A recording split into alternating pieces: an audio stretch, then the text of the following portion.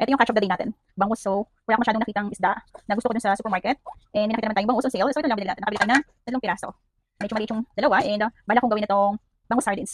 So, hindi ko na siya pinahiwa doon. And then, itong isang isda, ako na rin yung naglinis. At sobrang haba ng pila kung ipapalinis ko pa, matatagalan pa tayo. Hindi ko na rin pinahiwa para matensya ko kung gaano ba halaki yung gusto kong hiwa. So, hindi po tayo expert sa paghiwa ng bangus. At hindi naman po talaga ako marunong. So, hiwain po natin. Gusto kasi medyo paslant. So, hindi ko lang sasabihin yung naghihiwa doon na pwede pa kislant. Maganda kasi tingnan kapag sa bangus sardines yung pinakaslant. So, medyo matigas siya, diba? Huwag naman ma-chop-chop yung aking kamay. Matigas yung tinik niya makapal. So, mataba naman, sakto naman yung taba ng bangus. Okay lang to. Gawin natin siyang sardines bangus. Kasi hindi ko na siya masyadong pinaka distance. At kami lang din naman nakakain ito. Medyo mahirap ko lang ng ng bangus. Ang kapal ng tinik. Ang laki ng tinik. So, eto. Siguro, hiwain ko pa rin kasi masyadong mahaba. Ayan. Natin siya ko yung mga ako na lang mismo nagdadad. So, isa po yan sa mga tipid tips.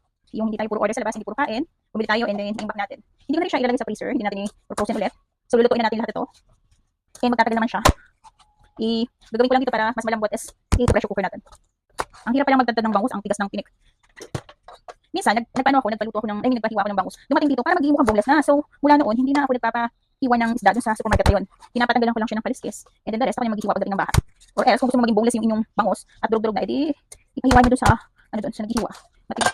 So, ngayon, ito na yung ating bangus na 3 piraso. Gagawin natin siyang bangus sardines. So, ito, minabasa ko, ibababa daw sa asin. So, for half an hour. Pero hindi ko siya ibababa na matagal. Linisa ko na lang ito. And then, saka lalagyan natin ng asin. Saka para hindi siya sobrang alat. Ayan, diba? Okay lang. Bangus na hiniwa natin. Pagasan natin. Kailangan tanggalin ko lang muna yung hasang. Hasang ba to? Tanggalin natin yung hasang. Tsaka ibang mga bituka. Hindi ko sinasama ibang mga bituka. Ito. Tanggalin natin. Dapat toothpick sana itatanggal dito. Usually tinatanggal ko yung medyo, ito yung dugo. So, ganun lang gagawin natin sa lahat ng isda na may bituka. Tanggalin lang natin. Tsaka yung parang dugo-dugo. Ayan. Okay na to. Tatagal din sa amin ng mga 1 week since hindi naman everyday ito yung ulam namin. Alternate din sa mga gulay or sa ibang pagkain. Dalawa lang naman kami kakain dito, so talagang magtatagal siya. And hindi naman kami nagbabaon ng ulam. At sa ngayon, work from home muna tayo. Yan masyadong siya. Tanggalin lahat natin ng bituka. Hindi ako nag-iwan ng mga, sabi nila may part daw na kinakain ito, pero ako, inaalis ko lahat ng mga lamang loob. At hindi naman ako kumakain nun. Pwede rin naman magsigang. Siguro magsigang ako rito ng mga 3 piraso lang. Para sa sabaw lang sa amin, sa bulilit dito. Sabaw lang naman siya, hindi naman siya kumakain ng isda bangus. Nakakatakot pakainin at sobrang dami ng tinik. Kahit ako rin naman natitinik ako. So, tanggalin natin yung mga bituka. So, tsaka itong dugo-dugo. O, diba? Ang ganda rin pagkaka-slice ko. Hindi siya durog-durog. And yun lang po. Bigyan po natin ng olive oil. Maraming olive oil.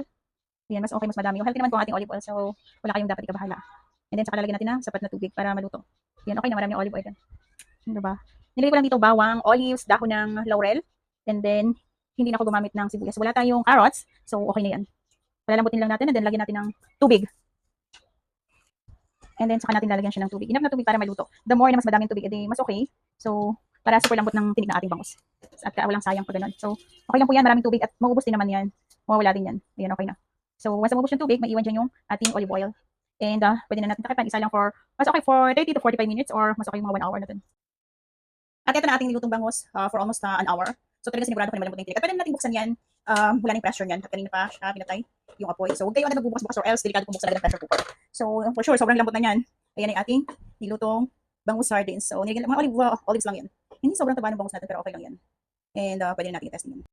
Ayan ang ating sample ng bangus sardines. So, testing natin kung talagang malambot yung tinik. Walang sayang dito sa ating niluto. So, ito yung tinik. Ito yung tinik niya. O, diba? Sobrang durog. So, ayun lang po yung ating ulam for the week bangus.